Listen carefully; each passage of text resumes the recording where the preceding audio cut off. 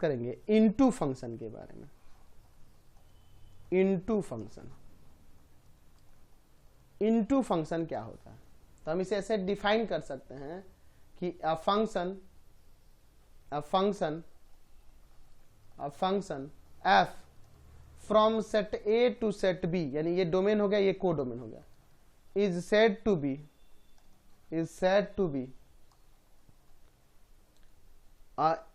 an into function if and only if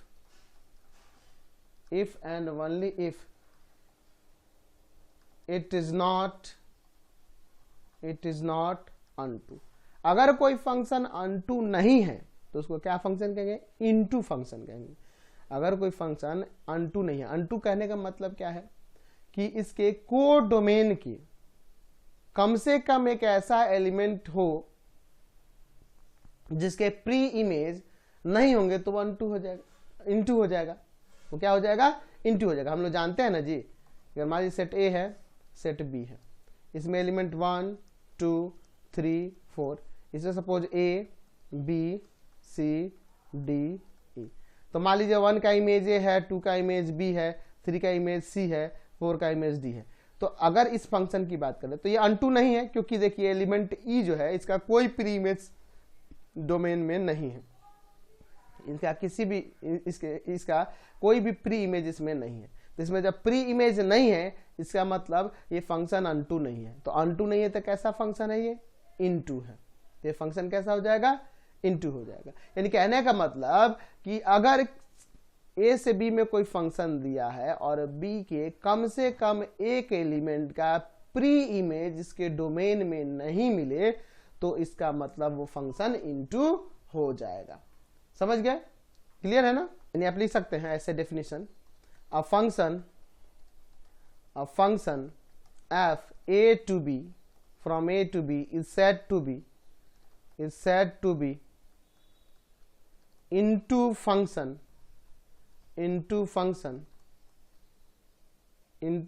if at least one element of set B having no pre-image in its domain A.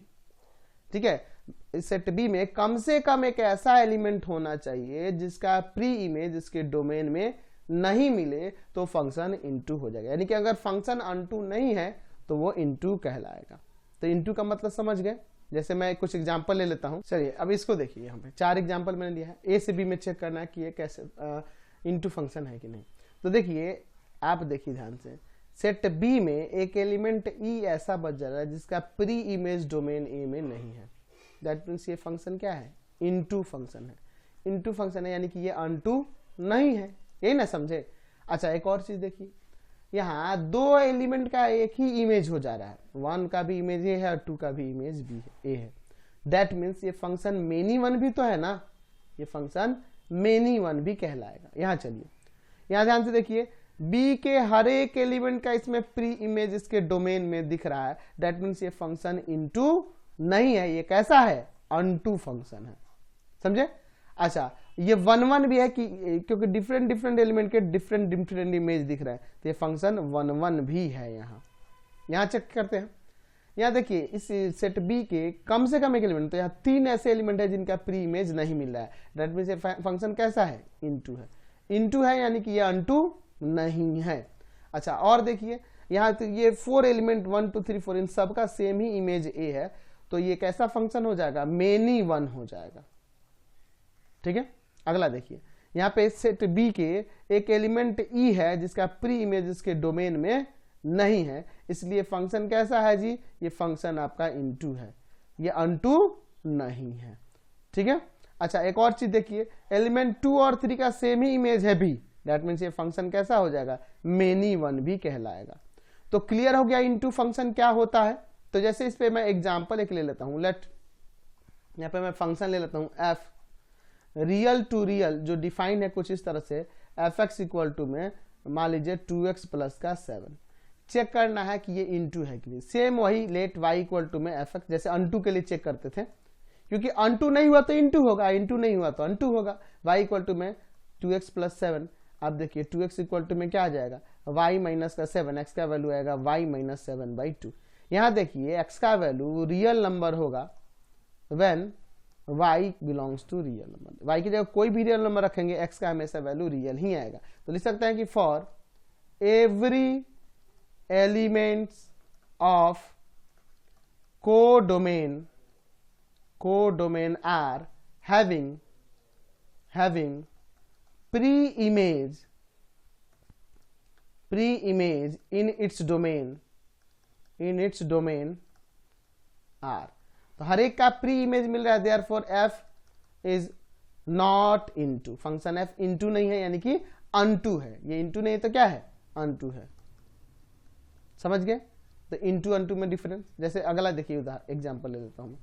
Late हमारे पास कोई function है जो आपका define है integer to integer, और F x equal to में है 2x plus का 3, चेक करना है। तो यहां देख लीजिए y इक्वल टू क्या ले लेंगे, एफ एक्स ले लेंगे, y equal to 2x plus का 3, यहां से x का वैल्यू निकालिए, 2x इक्वल टू में y माइनस का 3, यानी x इक्वल टू में आएगा y माइनस 3/2।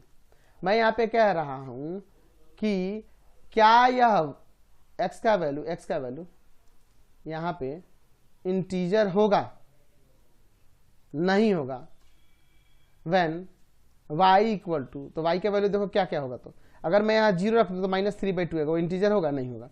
मैं यहाँ पे 1 रखूंगा तो इंटीजर आएगा, 2 रख दूँ तो -1/2 है, इंटीजर नहीं होगा, 4 रख दूँ तो नहीं होगा, 5 रखूंगा तो हो जाएगा इंटीजर, 6 रखूंगा तो इंटीजर नहीं आएगा। तो ऐसे बहुत सारे वैल्यू होंगे जिनके लिए ये x का वैल्यू इंटीजर से बिलोंग नहीं करेगा, यानी कि इन सभी एलिमेंट के प्री इमेज इसके डोमेन में नहीं मिलेंगे, ये किसी के साथ रिलेट नहीं करेंगे। देयरफॉर लिख सकते हैं कि for some elements of codomain Z having no pre-image in its domain Z, तो कुछ एलिमेंट्स के प्री इमेज नहीं है, therefore function f is into. तो अनटू और इनटू चेक करना आसान है, अगर वो फंक्शन अनटू हो रहा है तो इनटू नहीं होगा, इनटू हो रहा है तो अनटू नहीं होगा। तो क्लियर हो गया यहां से।